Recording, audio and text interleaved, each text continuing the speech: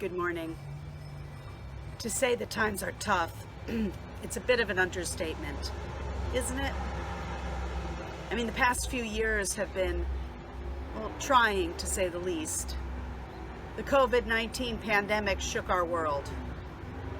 Our cultural norms, they're things that, well, will probably remain different now. I mean, when I was a teenager living overseas, my friends and I thought it was so funny to watch people walking around with masks on their faces during the flu season. Now, I have a stash of them in my car.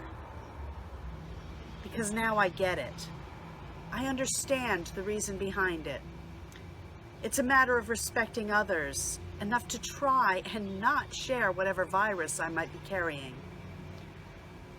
And as if the global pandemic wasn't enough, we're finding that terror and tragedy are now commonplace in our society. Mass shootings have become a normal occurrence. Our citizens, our children are dying. And instead of trying to stop these horrific events, nothing is being done, and the atrocities grow even more numerous. All we can seem to do as a nation is argue, hurl insults at one another. We revel in the fear that leads to anger and hatred. It doesn't matter what the disagreement is about. We're completely unable to even discuss things anymore. No one is willing to listen to the other. Is it any wonder we've fallen down the rabbit hole, so to speak? The sad reality is that Christians in America are just as guilty, if not more so, because we should know better. We have failed, time and time again, to live our lives as disciples of Christ Jesus. We refuse to listen even to one another.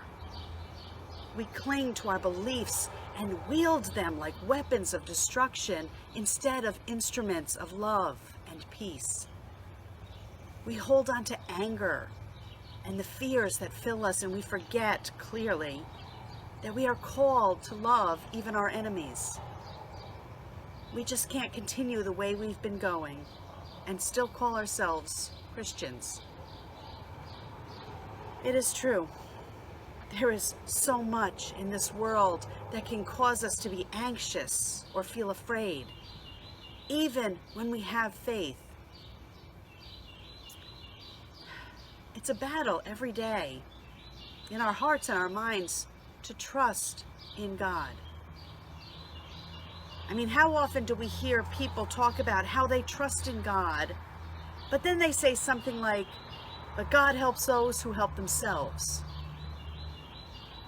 We preach about putting our full trust in God and then demand that people pull themselves up by their bootstraps and move on.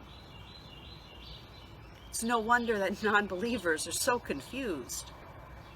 It seems that we have the tendency to not practice what we preach. But the scriptures are very clear. Psalm 128 is a perfect reminder for us today. A reminder that God's support and provision are constant and unfailing. The psalmist writes, "I lift my eyes to the mountains. Where does my help come from? My help comes from the Lord, the maker of heaven and earth. He will not let your foot slip. He who watches over you will not slumber. Indeed, he who watches over Israel will neither slumber nor sleep. The Lord watches over you. The Lord is your shade at your right hand. The sun will not harm you by day, nor the moon by night. The Lord will keep you from all evil. He will watch over your soul. The Lord will watch over your coming and going, both now and forevermore." It is time that we lift our eyes to the mountains and truly remember where our help comes from. It doesn't come from ourselves. It doesn't come from our loved ones. and it certainly does not come from politicians or political parties. Our help comes from the Lord. This beautiful psalm calls us to actually put our whole trust in God, to, well, as the saying goes, let go and let God. Let go of confusion and let God strengthen us with confidence. We must let go of uncertainty and let God impart God's wisdom upon us. We need to let go of our complacency and let God use us as His hands and feet in this world. We need to let go of fear and let God fill us with the calm assurance of God's loving care. We need to let go of anger and let God fill us with a sense of peace.